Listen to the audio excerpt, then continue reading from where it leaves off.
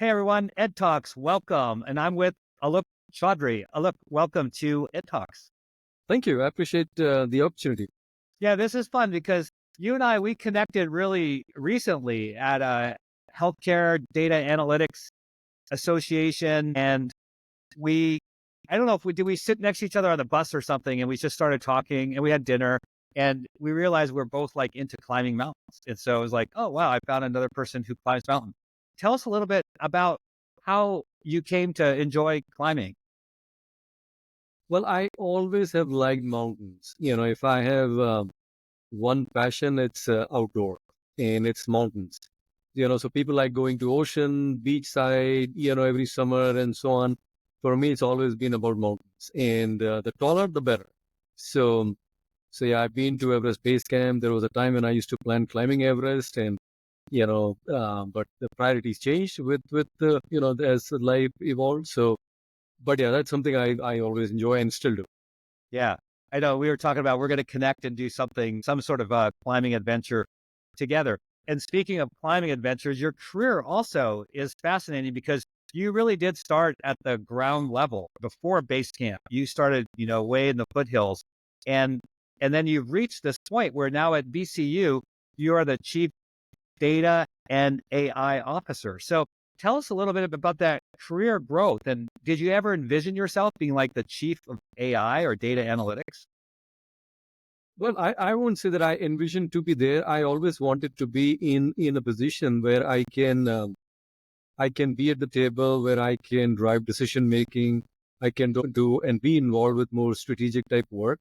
That is something I always envisioned. But you're right. I started at the ground level because I did a lot of hands-on work. I mean, I was a programmer developer when I started, and I enjoyed actually doing that work and growing from there because I feel, and that's a strength I bring in to any organization, which helps me a lot and helps actually these organizations, my team, a lot as well, where I know what goes in.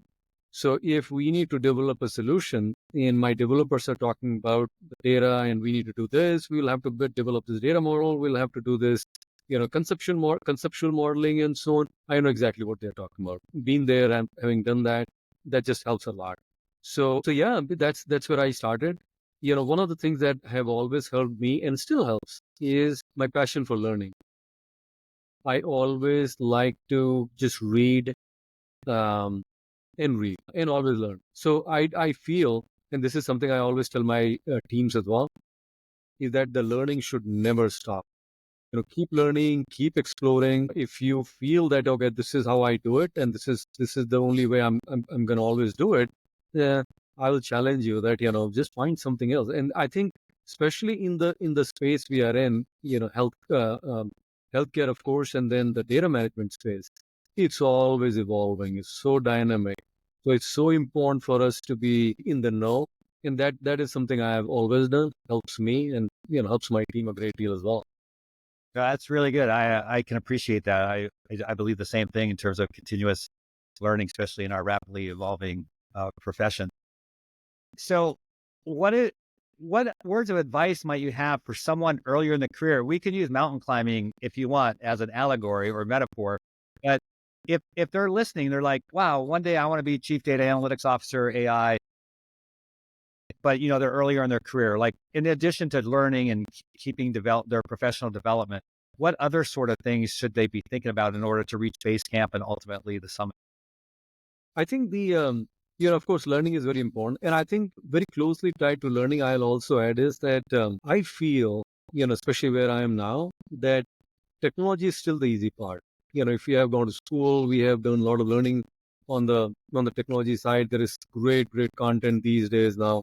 Any you can just Google, you can go to YouTube videos, you can learn so many different ways.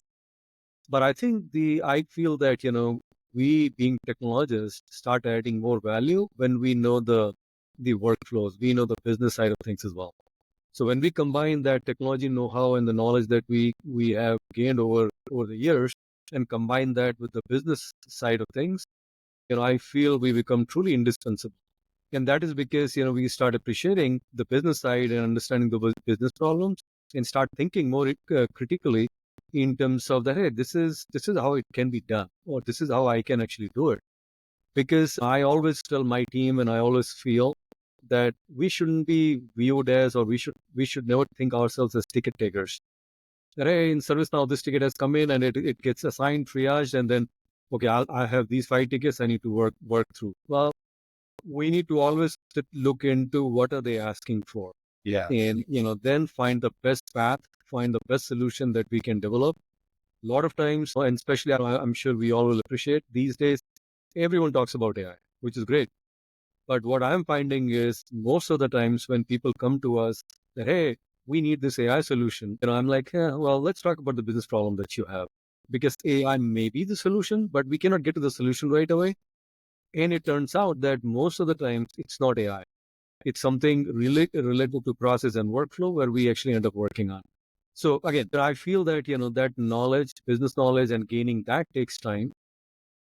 And I've spent a lot of my time working with leaders, understanding their world, all the different projects that we have done and we do. That gives me a great opportunity still to see, how this works. And then I can then relate to, what we do, how do we do it, and what's the best way to do that work. So really, I think, that's very important.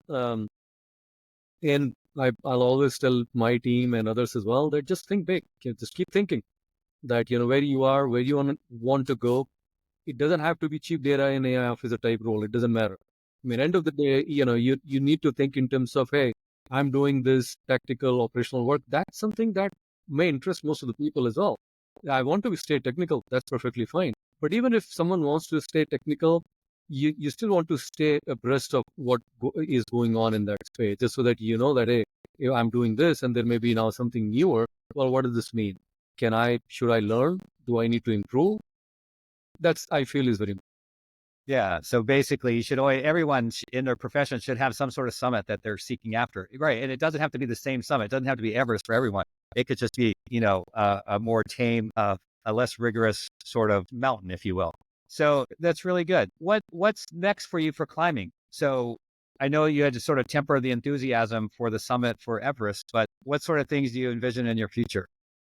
Well, I am planning few trips. I think timing now becomes an issue, taking time off from work, getting, leaving family behind for an extended period of time. But I'm thinking and planning for climbing Aconcagua in Argentina. So that is the highest peak outside of Asia in the world. So I know I have to work hard. I have a lot of prep work to do if I want to really do it. And I still have time because we are planning Jan 26th, so I still have over a year to prep. But where that's actually not long, a lot of time. I need to Yeah. start now, and something I'm doing or starting to. So, but yeah, that's something I'm looking forward to. And then I have bucket list of items. I want to go back to Nepal. I just love that country and the just beautiful, beautiful, hiking options that there are. So yeah, a lot of things in the mind. But I think, I would like to do a Concagua. The other thing I want to mention very quickly, my favorite mountain is K2. So at some point, I want to do the hike to K2, get to the advanced base camp. That's something I have in mind. Yeah, that's pretty bodacious right there. Yeah, Aconcagua is great in January. That's definitely the best time of year to summit. So this is so exciting. So tell us about one summit on the AI side that you sort of have in mind that you'd like to see AI fulfill, whether it's at VCU or more generally. What's one thing that you think is super ambitious, but we could get there with the proper learning and training and things like that. I would say that, AI again being so new, we are all trying to get our feet wet, just learn and see exactly where the opportunities lie for us. So we are doing all of that as well. But I think in terms of where we would like to get to is we are actually doing POC with one of the vendors as well on the ambient intelligence side, on the scribing side of things. So we have some of these in the pipeline we are working on. Yeah, I would really like to see how we can become better in terms of our work, streamline processes. We can use more automation where needed. because it's not easy these days to find right people, good people. Staffing is a big challenge. So how can we truly improve a lot of these areas, be it HR from staffing standpoint or some clinical area, how we can, radiologists I hear about and I read that there is a acute shortage. Well, how can we use more AI, computer vision technology to be able to do more reads on these CT scans or mammograms and so on? So again, I think a lot of areas where AI can be utilized, but in clinical areas, we of course have to be very, very careful how and where we use it. But really, just to boil all of this down, it will be really nice to see if we can improve outcomes and we can say this is because of AI. Yeah, That's where we want to get to. you're right. End of the Yeah, day, improving the outcomes, clinical outcomes or financial outcomes. yeah. No, very, very well said.